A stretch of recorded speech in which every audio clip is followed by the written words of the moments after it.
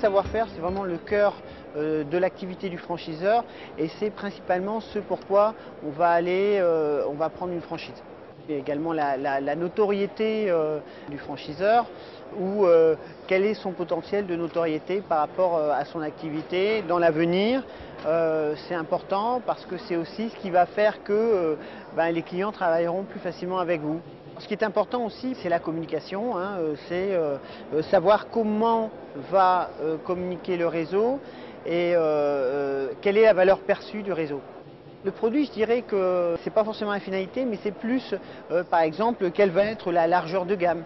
Est-ce que j'aurai une gamme assez importante ou est-ce que cette gamme réduite va quand même intéresser un maximum de clientèle? Parce qu'avoir une gamme réduite, ça peut permettre d'être aussi plus efficace. Donc il y a une analyse à faire en rapport à ça.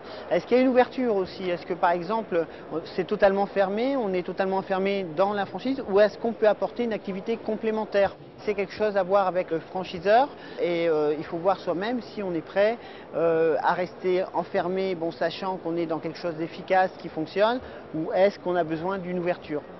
Parfois, vous avez des franchiseurs que vous découvrez qui vont lancer une nouvelle tendance. Alors, est-ce que ça vaut le coup de se lancer sur une nouvelle activité, de prendre un risque?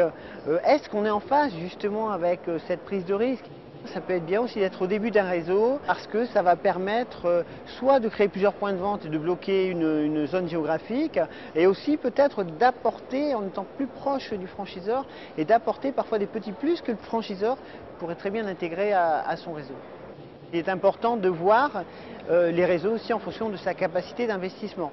Combien on peut mettre en apport, combien on peut avoir de par les différents financements, ce qu'on va pouvoir faire avec le guide du créateur d'entreprise notamment.